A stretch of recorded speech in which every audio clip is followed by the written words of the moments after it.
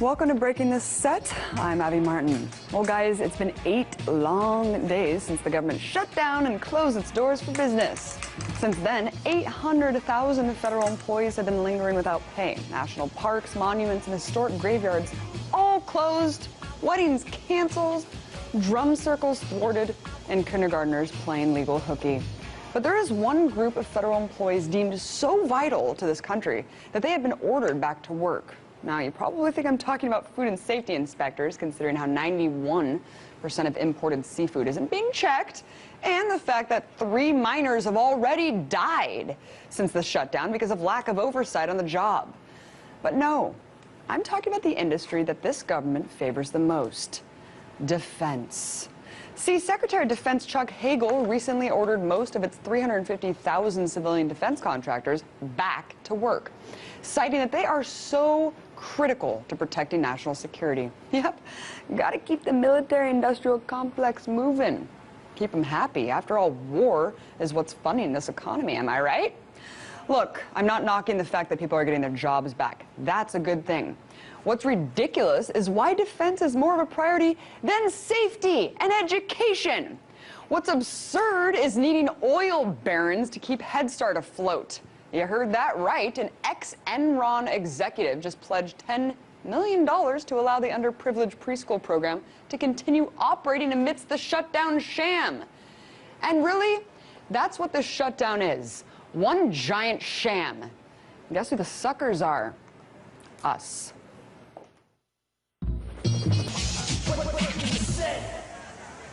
Just ahead, we'll take a closer look at the historic event behind the documentary Let the Fire Burn.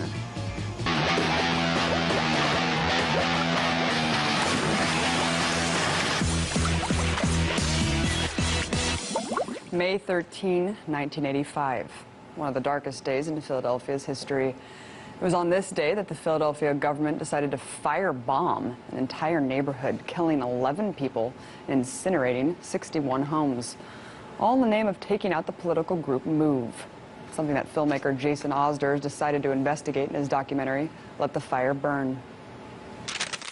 Where is it written that we could not have a religion of our own? The system had one intention: to either kill MOVE people or to put us in prison as long as possible. It's just that simple. Did it ever occur to you that this might have been a dangerous device? Yes, ma'am. No doubt, dropping a bomb on a residential neighborhood was an inexcusable and unprecedented action on the part of the city's law enforcement. Shockingly, most people don't even know about this dark stain on America's history. But the shame of such an act shouldn't prevent us from remembering those who died and examining what happened that day and why. So how did a raid that was intended for serving arrest warrants end with the murder of 11 people, including 5 children?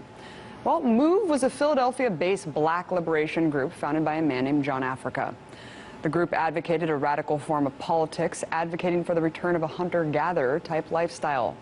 They were also vehement environmentalists. MOVE staged political demonstrations against zoos, and members of the group maintained giant compost piles in their yards, refusing to kill the rats and insects they attracted, all of which caused a lot of scrutiny from neighbors and police. After a year-long standoff with law enforcement over the group's refusal to comply with an order to evacuate their headquarters, tensions came to a head in 1978. Both sides fired weapons, and one officer was killed by a spray of gunfire. Police officer shot on the corner. 2 policemen are hit on the side of Pearl Street. Now, the death of one of their own prompted police to disregard the rule of law. See, when MOVE member Delbert Africa came out of the headquarters to surrender, police grabbed his dreadlocks, threw him to the ground, repeatedly beating and kicking him in the head. In total, 9 members of MOVE were put behind bars for the death of this officer. To this day, members of the group have continuously denied that MOVE purposefully killed the officer and are still trying to get their brothers out of jail. After that standoff, MOVE's headquarters were bulldozed, so they formed a new group house on Osage Avenue. But this time they were better equipped. They boarded up the front of the house, created rooftop bunkers, and even put up loudspeakers calling for the release of the 9 incarcerated MOVE members. In response to neighbor complaints, on May 13, 1985, police showed up to the home with the intent to serve the members arrest warrants. But when MOVE refused to let them in, Police use force, water cannons, tear gas, and even 10,000 rounds of live ammunition. And when those methods didn't work, a police helicopter carrying a large brick of military-grade C4 explosives dropped a giant bomb on the house. As the fire burned, it forced members out. However, the members were met with police gunfire, which ultimately forced them back into the raging inferno. What about those fire hoses police were using to draw MOVE members out? Well, they weren't used to stop the fire. And over 60 houses in West Philadelphia were burned to the ground as a result. 11 people were burned alive, 6 adults, 5 children. The only 2 members to escape were immediately arrested. And to this day, not one member of Philadelphia law enforcement has been charged with a crime. So as we reflect 28 years later, there's 2 ways to look at the event. Either all MOVE members currently rotting in prison and the 11 people who died on this tragic day are all guilty as charged for the death of 1 police officer, or the more likely scenario, which is that the treatment of this group was meant to send a chilling message to the rest of society. Stay in line, kids. Avoid any sort of radical lifestyle or revolutionary thought, because one day you might get a bomb dropped on your neighborhood.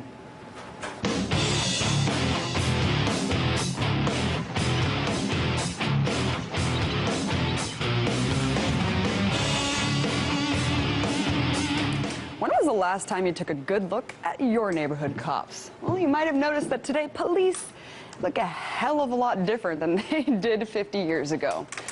Yep, we've come a long way since the days of blue shirts donned with billy clubs. In fact, between the helmets, Kevlar body armor, and bulletproof shields, today's riot cops look more like stormtroopers than peace officers.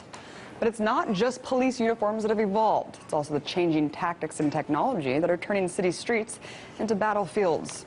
To go over some of the most disturbing crowd control gadgets being used today, I'm joined by Breaking the Set producer Manuel Rapalo. How's it What's going? going on, man? So, really crazy because, you know... Thanks for the reference. No, and I know this firsthand. I mean, there's so many types of, quote, less than lethal rounds, because first of all, you can't call them non-lethal because they still kill people. I was right next to Scott Olson, got hit square in the face with a beanbag round. Yeah, right off the bat, if it's shot out of a gun, right. A good rule of thumb is that it's not less than, like, it very well And can they're kill doing you. this at point-blank range, and so, you know, a lot of these people already know. The beanbag rounds, the sponge rounds, dye rounds, stinger rounds, pepper ball rounds. This is actually a bunch of little balls within, like, a, I don't even know, No. arsenal grenades. And it's crazy, and I guess point blank isn't good enough.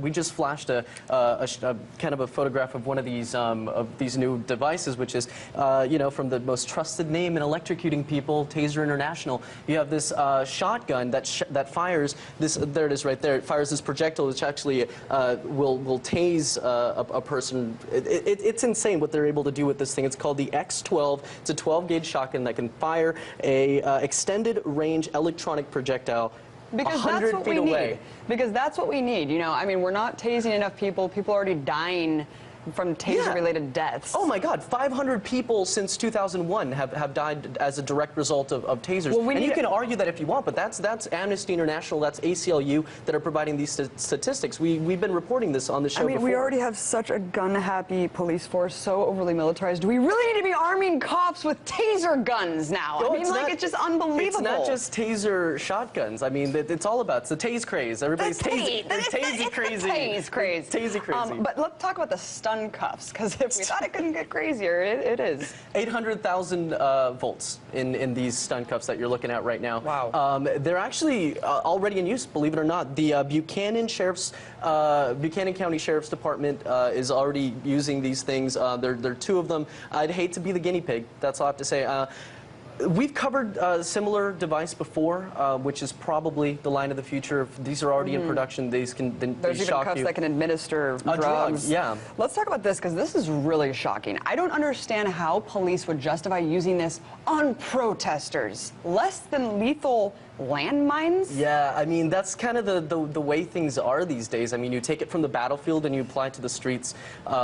How does this work? Well, I mean, if for veterans watching the show, anybody that is a Vietnam veteran will definitely recognize what this looks like. It looks like a Claymore mine. Point this side away from enemy. It's full of little rubber pellets, the same as some of the projectiles that you described at the very beginning. You know, you step on it, you trip over it, and then it shoots these rubber bullets out there. I mean, it could easily you'll shoot your eye out, kid. That's very much the case with That's great. So now we have to worry about tripping over these and having bullets spray out from the ground. Now we have to worry about mines. Great. Well, let's talk about non-lethal chemical agents. Of course, we know already about pepper spray, tear gas. These are things that are regularly used. OC and CS gas, you see those all the time. Actually, the footage that we're looking at right here is something completely different. This is called the skunk spray. RT did a report on this. It's actually used in Israel. I don't know if it's been used here in the United States. I was actually looking into this. I couldn't find out what the actual chemical that's used inside this is, but it's a putrid, rotting smell. It'll burn your eyes. It'll leave a horrible taste in your mouth, and it's absolutely powerful deterrent for crowds. Yeah, it's been speculated that it's like rotting sewage water. Right, and they just spray them at protesters. I've heard the same. I've heard that it's just raw sewage, essentially. Yeah, and it's with such force that it actually, you know, busts in windows. I don't want to be around it, do you? I don't want to be around it at all. And of course, they use, you know, water cannons here in the U.S. Let's talk about the sound cannon, because this is something that's really crazy. It can actually have a sound that can actually make you... Yeah, absolutely. I was looking into this. They're also called acoustic hailing devices or long-range acoustic devices. I think people are more familiar with the LRAD. This is able to travel, you know, 500 meters at a time. Very powerful sound. They're using this off the Horn of Africa to, you know, send loud messages to pirates. But this is a very effective crowd deterrent. It's actually already been in use for a few years here in the United States. It's very futuristic. It shoots sound waves at you, and it can actually move you out of the way. It can. There's been reports that it produces an ill, like a sick feeling in your stomach. It was used in 2011 at the Chicago NATO protest. It was used at the last Super Bowl. It was used against Occupy protesters. This is, you know, it seems like science fiction, and I mean it is very scary if they're able to do this today. You know, we're finding out, you know, a few years later, what are they capable of doing today is the question. Right, and it also, I mean, it can totally incapacitate you. It can make you crap your pants and pee your pants. I'm serious. It's not a laughing matter. No, it's not a laughing matter. This is how powerful this thing is. I mean, picture this being used during protests. I mean, these ear piercing, not even ear piercing, I mean body piercing, where you are just completely incapacitated, really disturbing. Let's talk about the heat cannon, because if we thought that was disturbing, we're talking about an active microwave weapon being used. Nail on the head. That's actually exactly what it is. It's an open air microwave device. It's capable of producing burns on your skin, heating the human body to 130 plus degrees. Actually, this is no longer well, actually, I don't know if that's true. It was first used in Afghanistan, and it quickly was pulled out for political reasons because they were thinking that it might be, you know, something that could be used against the United States. It's saying that the U.S. is torturing people using this device. But the last that I heard about this heat cannon, or the ADS, the active denial system, active denial technology is what it's called, is that it was used in a pilot program at a California prison, and prisons across the country are looking at this, calling it the holy grail of riot control, using this technology to disperse crowds, to disperse and just let people know, this heats the skin off its targets up to 130 degrees. This is how powerful this thing is. What if something